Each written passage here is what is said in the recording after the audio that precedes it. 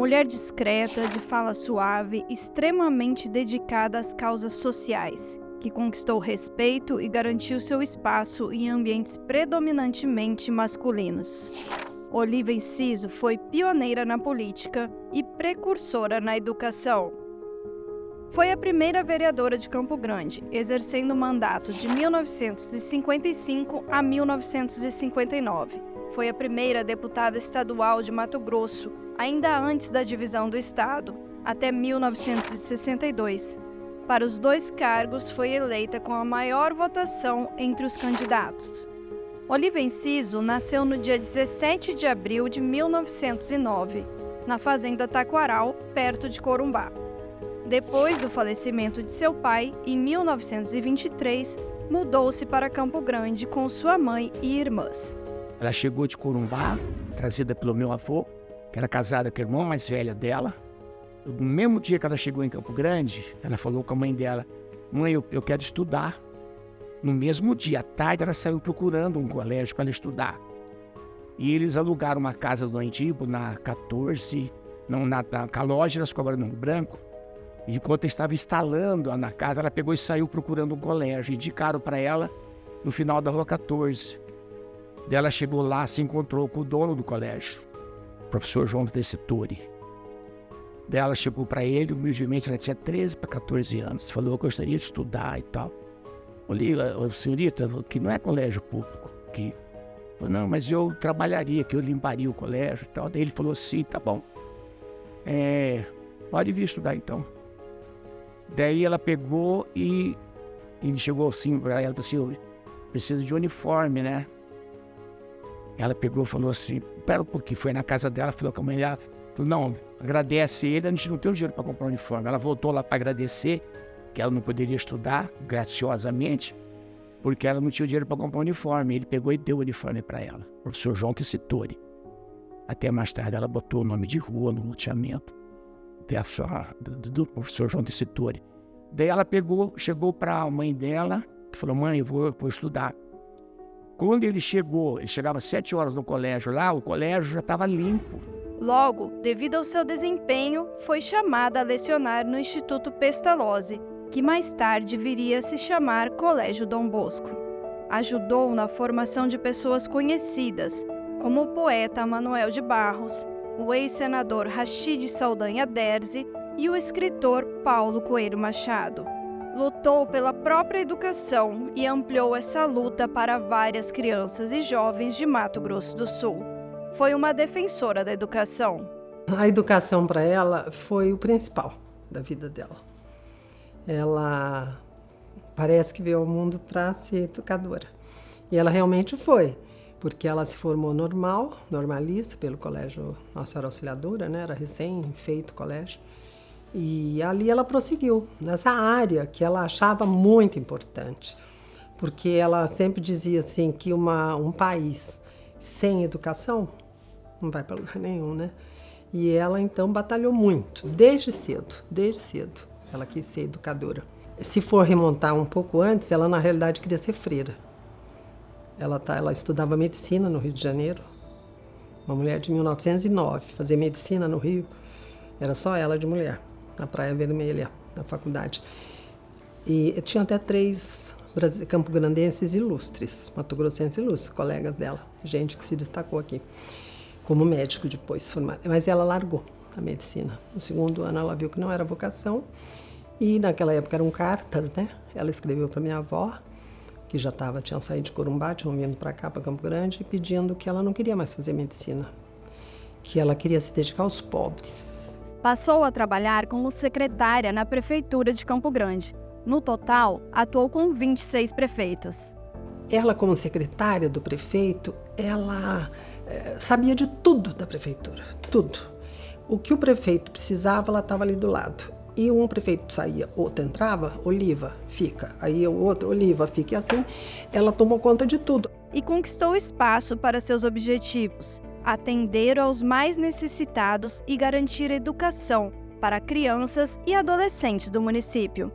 Em 1940, fundou a Sociedade Miguel Couto dos Amigos do Estudante, onde dedicou-se durante toda a sua vida. Miguel Couto foi criada no papel no dia 21 de janeiro de 1940, com algumas pessoas que colaboravam com ela na ideia. Eles reuniam, não tinha nem lugar para reunia na casa dela, depois reuniam na prefeitura. A prefeitura era na Afonso Pena, com a Calógeras, onde é aquele Bradesco ali hoje. Ali era o fórum, era a prefeitura ali. Ali reunia o grupo que, comandado por ela, criou a Sociedade Miguel Couto, 2 amigos do estudante. A Miguel Couto é responsável diretamente por criação de outras escolas. E ali ela conseguiu doações, uma doação de um espaço, de um terreno, e fundou esse orfanato, justamente para dar educação para essas crianças que não tinham nada, que eram abandonadas, além de órfãos, aceitava também umas crianças pobres da região. Ajudou a fundar o colégio então denominado Ginásio Barão do Rio Branco, na Avenida Afonso Pena. Hoje aqui existe uma escola municipal de educação infantil, que durante muito tempo levou o nome de Oliva Enciso. Aí entra o ginásio gratuito, que é o SENEG. Entendeu? Lá por 1960, eu acho. Ela traz a SENEG, que é a Campanha Nacional do Educandário Gratuito, né, do professor Felipe Thiago Gomes, que vinha de Recife e que procurou uma pessoa e caiu na mão dela, ela fundou então, que é do lado ali da prefeitura atual. E assim foi formado. Ali já tinha um ginásio, era Ginásio Rio Branco, que se chamava. Então o jovem tinha várias opções já de estudo. Nesta escola passaram vários alunos, inclusive Levi Dias e Juvencio César da Fonseca, que mais tarde se tornaram prefeitos de Campo Grande. A campanha nacional pelas escolas da comunidade levou colégios a muitas cidades, e a participação direta de Oliva Enciso é enaltecida pelo professor Felipe Thiago Gomes. Em seu livro, ela destaca que mais uma vez ficou provado que o idealismo consegue realizar o que para muitos só se faz com dinheiro. Guia Lopes da Laguna, Bela Vista, Porto Murtinho e Rio Verde foram algumas das cidades que receberam seus ginásios pelos caminhos indicados por Oliva Enciso. Conseguiu o feito de expandir a educação para todo o estado. Preocupada com a continuidade dos estudos dos jovens, ela lutou pela instalação do Senai em Campo Grande. A sua ideia de trazer cursos profissionalizantes não era vista como possível naquele momento. O Dr. Roberto Manja, ela se tornou amiga dele, falou do Roberto Manja, vamos fazer um Senai em Campo Grande. Ele falou assim, Oliva, Campo Grande não tem fábrica nem de sabão, nem de vela. Como é que eu vou fazer um Senai aí? Como é que eu... Não tem nada aqui em Campo Grande. Ela falou, não, a gente faz em Campo Grande, eu preciso, vamos ter que fazer. Insistiu com ele. Daí ela falou assim, por que não faz a escola, o Senai, a indústria da construção civil? Em trecho de seu livro, Oliva Enciso descreve o diálogo que teve com Roberto Mange, assegurando o terreno e metade dos salários dos primeiros 40 operários da indústria. Em junho de 1951, formava-se a primeira turma de jovens artífices, como eram chamados os operários da época. A criação da escola Senai em Campo Grande, desde a ideia. E aqui se tornou a primeira escola do mundo, que o Senai existe em outros países, do mundo, que tenha marcenaria, carpintaria, coisas voltadas para a construção civil, e expandiu para o Brasil. A instalação da Casa da Indústria, situada na Avenida Afonso Pena, teve a contribuição direta de Oliva Enciso. Ela também participou ativamente da organização para a implantação do SESI na capital. Oliva Enciso sempre foi uma pessoa muito generosa. Meu pai veio de Ponta Porã à procura de serviço aqui em Campo Grande. E estava muito difícil, né? Então ele, na década de 1930, mais ou menos. Então o que acontece? Ele começou a trabalhar na prefeitura, nos serviços gerais. Trabalhou lá 1 ano, 2 anos. E a dona Oliva Enciso, vendo ele trabalhar nas serviços gerais, verificou que ele era uma pessoa diferenciada. De vez em quando ele tinha a oportunidade de conversar com ela, entendeu? E ela ficava encantada com ele. Ele falava muito em religião. Meu pai, extremamente religioso, estudava muito teologia. Ele, na verdade, tinha uma das maiores bibliotecas de Campo Grande nessa área. E discutia sobre o Evangelho, Antigo Testamento, Novo Testamento. Ela ficou encantada com ele. E a letra do meu pai parecia uma caligrafia, sabe? E ela falou com o doutor Demóstenes, que era prefeito de Campo Grande, para promovê-lo. Aí ele realmente foi assumir outros cargos dentro da prefeitura de Campo Grande.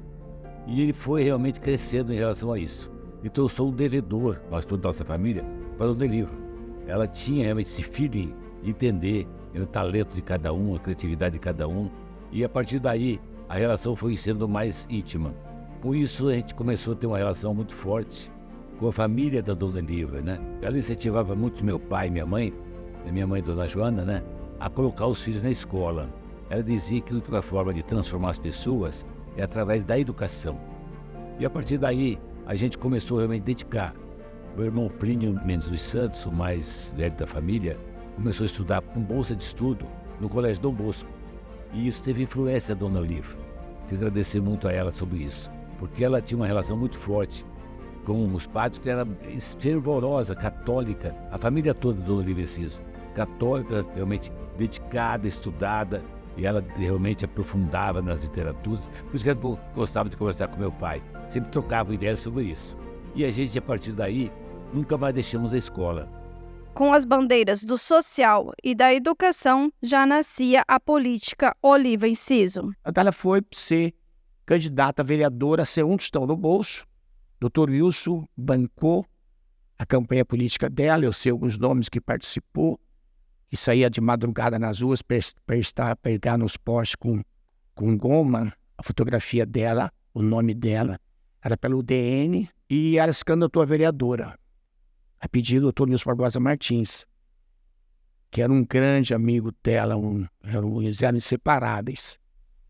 Daí pegou e ela se elegeu a vereadora mais votada de Campo Grande. E como vereadora, ela via que tinha possibilidade de fazer mais coisas, principalmente pela educação, que era a meta dela. Eu tenho 71 anos, ela me falando, meu filho, educação, educação. Foi vereadora de 1955 a 1959. As atas escritas à mão por servidores mostram uma vereadora participativa em diversos assuntos, mas sempre defendendo a educação e os menos favorecidos em seus discursos. No Legislativo Municipal, atuava regularmente secretariando as sessões ordinárias e, em 1959, assumiu a presidência da Câmara de Vereadores de Campo Grande. Ser vereadora, tinha que desempenhar bem o meu cargo. Ser funcionária da prefeitura, eu tinha que fazer tudo bem feito.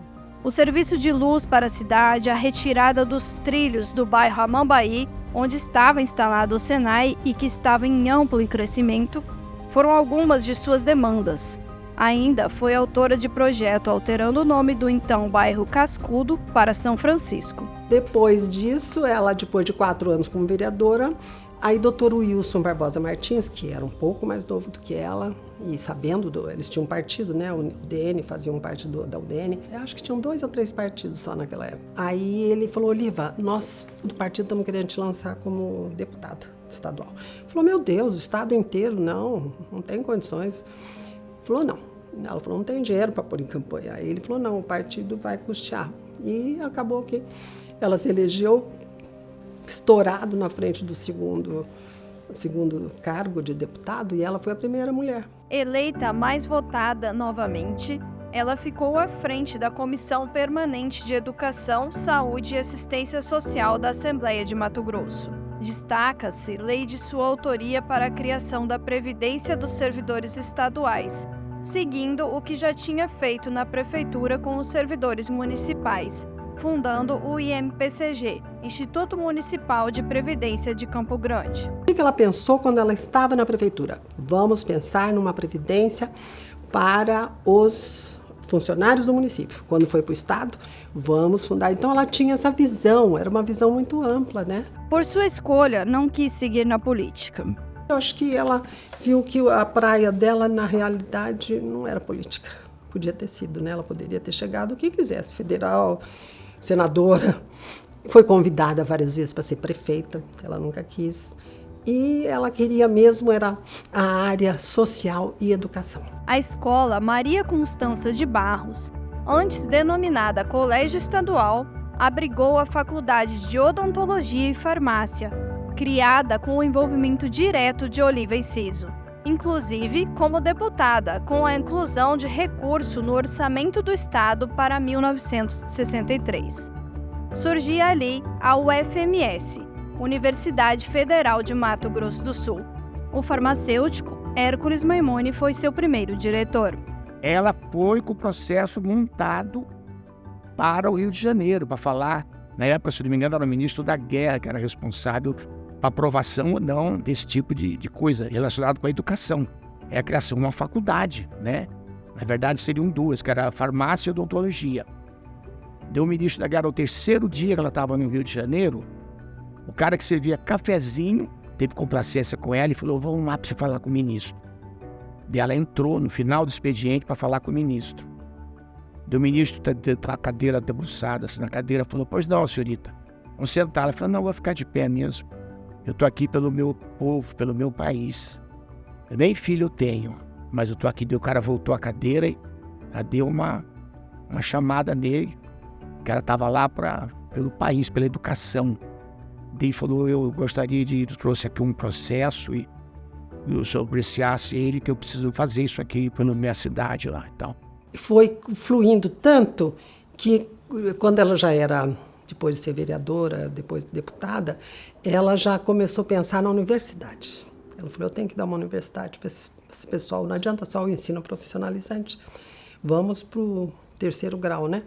E o cerne da Universidade Federal foi na casa dela, 1964, por aí, sabe?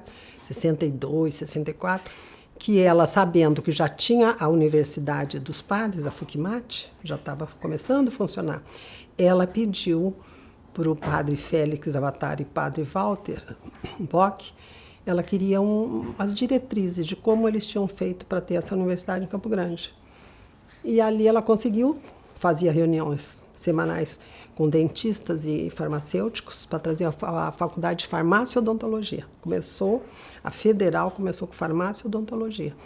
E era na casa dela, eu lembro que eu tinha uns 12, 13 anos, 62 mais ou menos. E toda semana reunia, e os padres juntos, que eram os diretores da FUCMAT, e ali surgiu. E ela pediu: dona Constança, eu estou organizando, nós estamos fundando uma universidade, uma faculdade, era faculdade, não era universidade, de odontofarmácia, eu preciso de espaço. E eu vou pedir, ela chegava, pedia e acontecia. Eu vou pedir, a senhora está com a escola estadual, está só durante o dia, de manhã à tarde. À noite estão vagas as salas. Então ela falou: então a senhora vai me ceder. Pois lá que começou a odontofarmácia. A criação da Uniderp Anhanguera, inicialmente chamada de CESUP, Centro de Ensino Superior de Campo Grande, também teve participação de Oliva Enciso, que negociou parte do terreno que pertencia à Sociedade Miguel Couto. E ela mandava os alunos do ensino fundamental para complementar seu estudo da MASSE, por troca do pagamento mesmo do terreno. Então, graças a ela que nós temos o CESUP, temos o CESUP, depois a universidade, ela foi realmente fundamental nesse processo. Destaca-se ainda sua participação na fundação da PAI e da Associação Sul-Mato-Grossense de Letras, ao lado de Ulisses Serra. É autora de vários artigos e livros. Destacam-se Pensai na Educação Brasileiros, Mato Grosso do Sul, Minha Terra e Palavras de Poesia. O último deles foi lançado durante seu aniversário de 95 anos. Oliva Enciso sempre se dedicou à educação, à área social e era muito religiosa, disciplinada e ia à missa todas as manhãs. Era muito grata a todos que abraçavam suas ideias. Assim, ia ampliando suas conquistas pelas causas que lutava. Oliva Enciso é um ícone, né, da educação e da generosidade. Ela fazia muita filantropia, em Campo Grande. Era uma referência. E isso foi importante para ela crescer. E ela falava muito baixo. Ela tinha uma fala mansa e assim muito inteligente. Ela cativava. A hora que ela abria a boca, todo mundo parava. E ela se destacava justamente por essa vivacidade, por essa inteligência, por essa sagacidade de enxergar as coisas.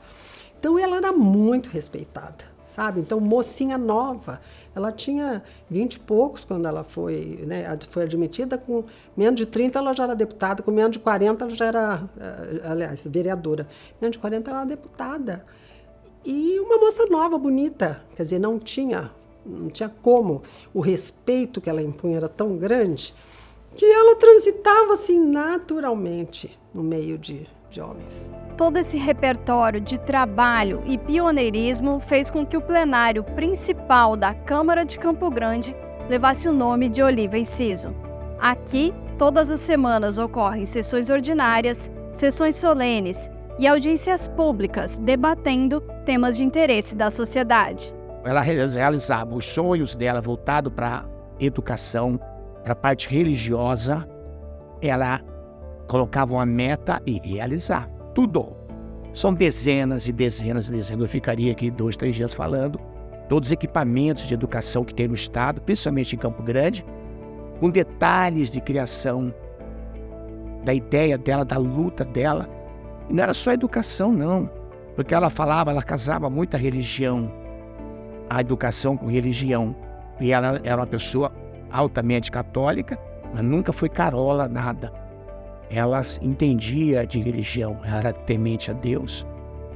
Tudo que ela falou para mim e para a família toda se realiza, se realizou, se realiza. Porque, tipo assim, comigo, meu pai faz o bem, não olha quem, que Deus olha por você, pelos teus entes. Então eu aprendi a fazer o bem por ela. Isso aí eu aprendi e trago comigo.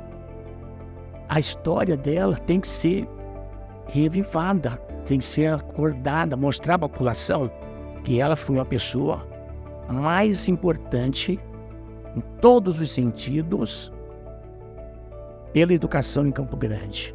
O nome de Oliva Enciso está ainda eternizado nesta rua e escola de Campo Grande. Oliva Enciso faleceu no dia 30 de junho de 2005, aos 96 anos, deixando um legado de trabalho com sonhos, lutas e conquistas eternizados na educação de todo o estado. Ela era muito disciplinada. Na realidade, antes de enérgica, vem a disciplina. Ela teve disciplina a vida toda na vida dela. Dizem de professores lá da medicina no Rio dela, que quando ela desistiu, o 2º ano, um dos professores, os médicos, falaram que não se conformavam, porque era a aluna mais dedicada, mais disciplinada na medicina. Quer dizer, então tudo que ela pegava, ela já pegava com esse intuito de terminar, de fazer bem feito. E isso ela ensinou para todos nós, para todo mundo que foi aluno dela, que conviveu com ela, a disciplina. Pegar o foco e ir até o fim. E fazer bem feito. Então ela não admitia erro. Ela, nesse ponto, enérgica, exigente, sabe? E a gente pequena, a gente às vezes tinha até medo, sabe? Ai, lá vem tia Oliva. Então a gente sabia que a gente tinha que se portar. Isso é muito engraçado, né? Como professoras. As professoras antigamente eram assim, o respeito, né? Outra qualidade também é o respeito. E outra, acho assim, o amor, vamos dizer, a caridade, sabe? De ajudar o próximo. Ela viveu para isso. Na realidade, o que ela queria era isso. Ajudar, promover o próximo, o pobre, o remediado, o de classe média. Ela queria ajudar. Você será mais feliz se o órfão abandonado, sem lar e sem ninguém, você oferecer um lugar em seu coração. Ele lhe fizer sentir a alegria de viver na segurança carinhosa da sua mão. Você será mais feliz se conseguir convencer o jovem que ser bom, verdadeiro, reto e leal é 1000 vezes melhor do que seguir o caminho do mal.